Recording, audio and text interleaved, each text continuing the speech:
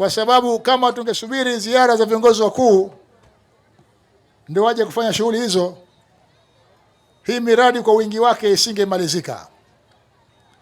Miradi ni mingi sana, na jambo hili tunalifanya kila mwaka.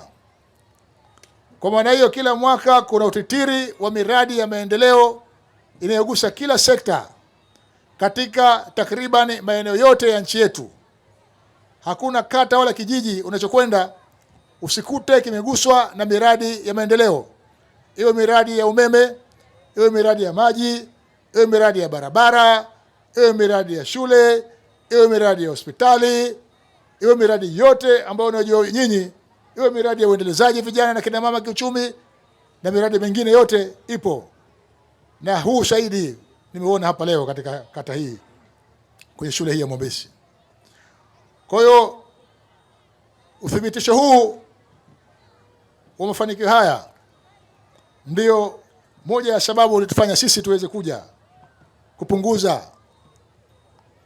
Lakini kubwa zaidi, lazima wananchi waelezwe na watambue kazi kubwa na nzuri ambayo serikali yao inafanya.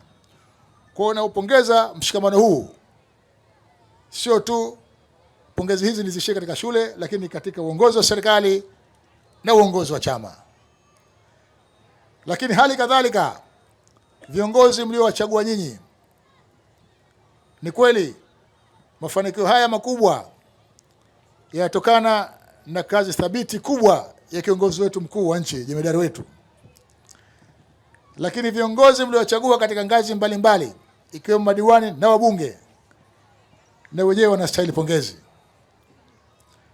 Kwa hiyo pongezi zangu zinaenda kwa watu wote waliohusika kusaidia kazi ya serikali yenu.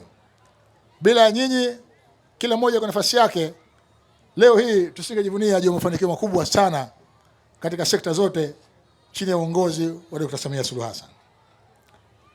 Masuala ya muungano, na umejibu kwa ufasaha kabisa. Na moja mwanzo alikosea, lakini alinifurahisha alipotoa jibu moja la muhimu sana kuhusu muungano wetu. Akasema muungano huu, moja ya faida yake kubwa ni amani na usalama wa nchi yetu. Na huo ni ukweli usiopingika,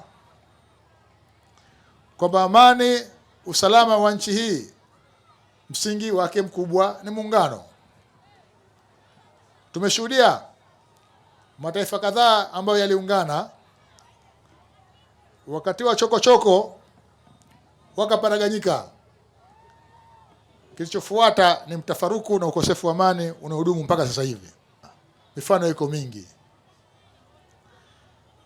Lakini majirani zetu wengine ambao wao vile vile hawakuungana, ziko nchi ambazo leo hii wanatambuana kwa makabila yao. Leo hii wanaheshimiana kwa dini zao.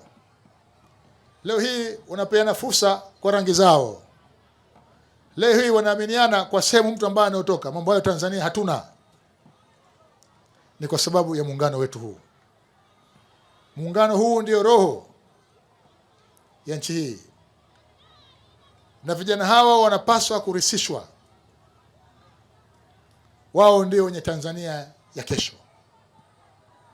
Nimefarijika kuona kwamba wanafahamu misingi ya muungano wetu. Hongereni sana walimu,